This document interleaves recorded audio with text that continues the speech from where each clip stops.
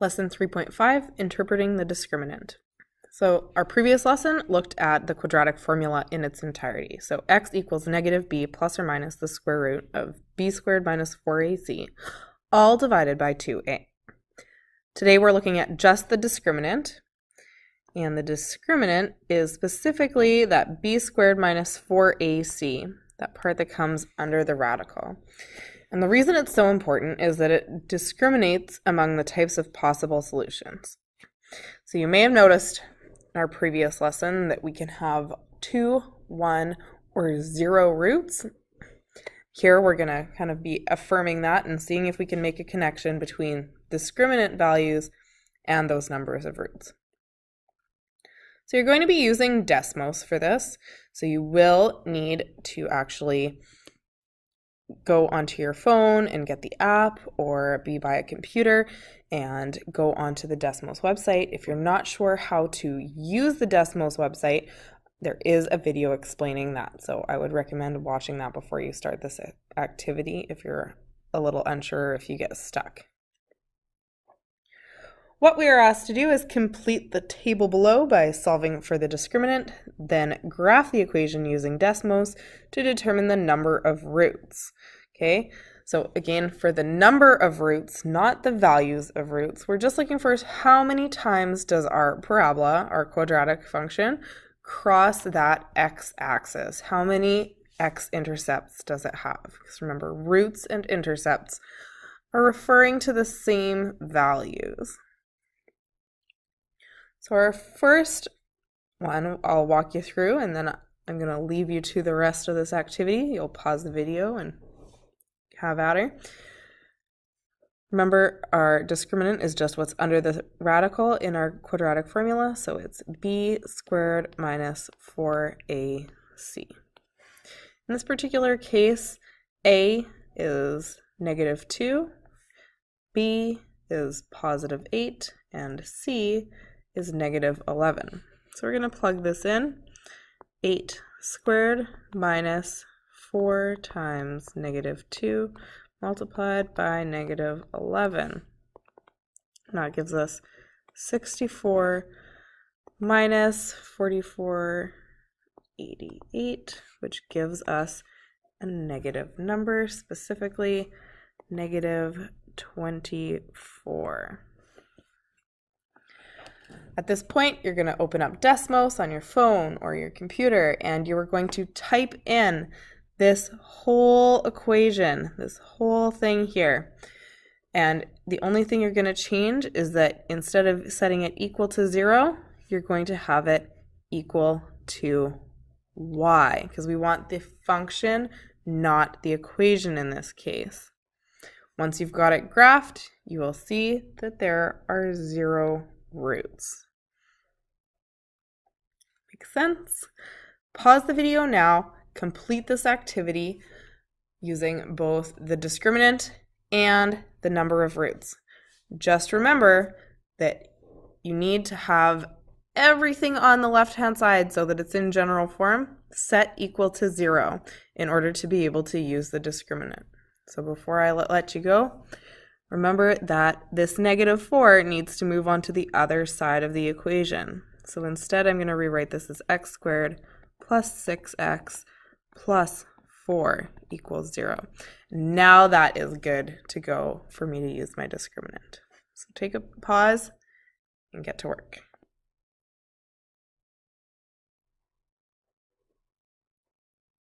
Did you get the same answers? Did you notice that we either have 0 or 2 as our possible number of roots? Anything else that you noticed? Maybe about the values of the discriminant corresponding with that. So we've got negative 24 gets us 0, negative 7 gets us 0, negative 211 gets us 0, versus positive 20 gets us 2, positive 161 gets us 2, positive 12 gets us 2, even positive 5800 gets us 2. Notice anything yet? In general, We use our discriminant because it helps us figure out how many real roots are present in any quadratic function once we've manipulated it to look like general form. So again, this only works for general form.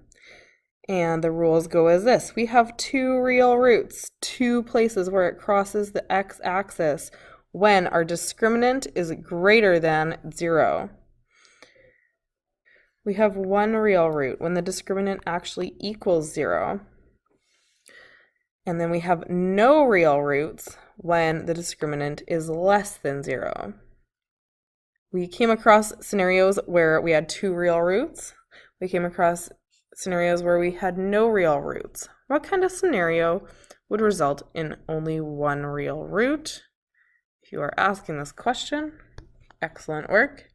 It would be when our vertex is on our axis. So it only actually hits the axis at that one point. And it doesn't matter if it's opening up or opening down. As long as that vertex only is resting on the axis, we only come in contact with the x-axis once. And so that is when we have one real root. Why is it that if it's less than 0, if our discriminant is less than 0, that we have no real roots? Well, I'll pose this question to you. When we put it back into the equation, that discriminant is under a square root sign. Can you take the square root of a negative number? If you think yes, try punching it into your calculator. If you think no, why not? I'll let you ponder that.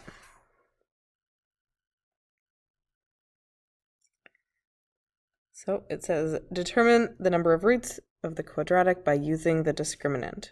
So again, we identify A, B, C, write your equation, and we plug in chug. 3 squared minus 4 times negative 2 multiplied by positive 8. It gives us 9, and that's going to be plus 4.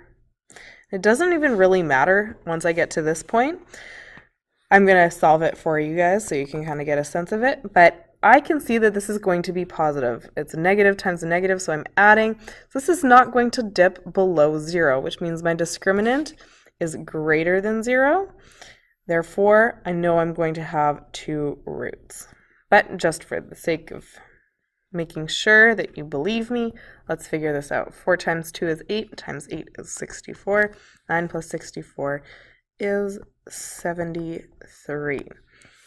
Because the discriminant is greater than 0, that means that there are two real roots.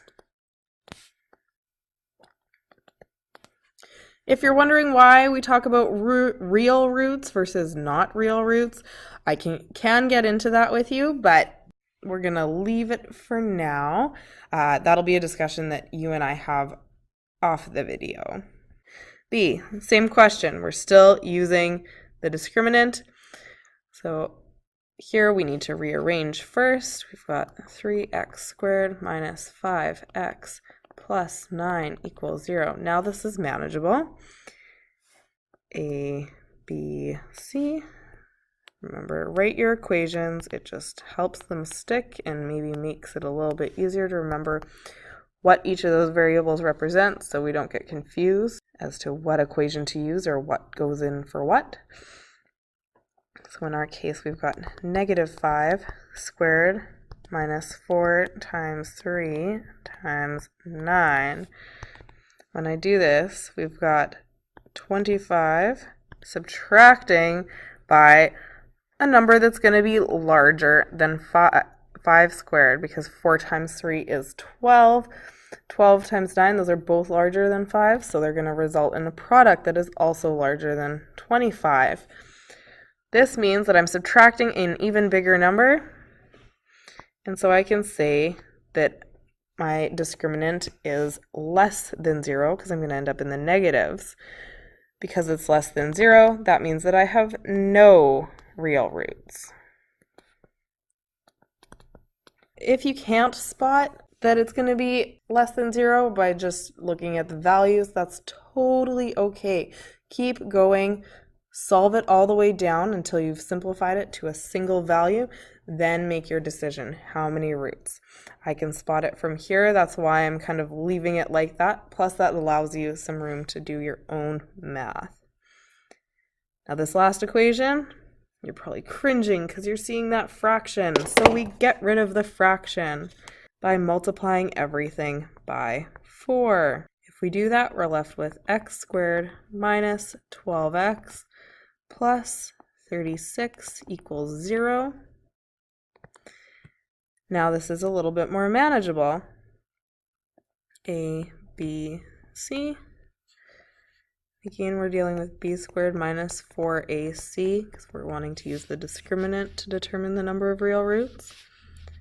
From here, I'm going to figure out that it's negative 12 squared minus 4 times 1 times 36.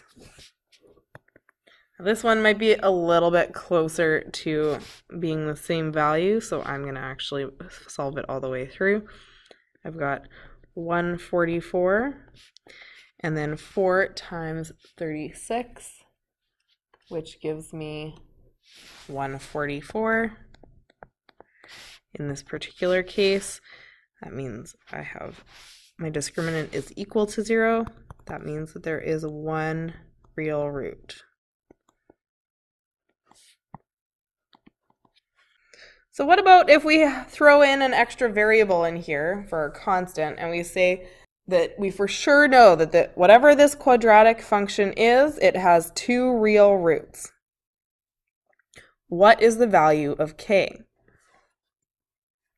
In that case, we use our rules. We say that we know that, not d, b squared minus 4ac is going to have to be bigger than 0 in order to produce 2 real roots.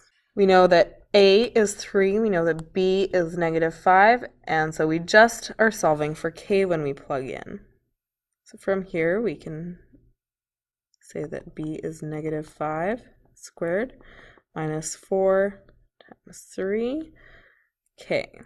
Has to be bigger than 0. From here, this is kind of along the lines of what you did in grade 9 math with working with inequalities, linear inequalities. If you don't remember, stick with me.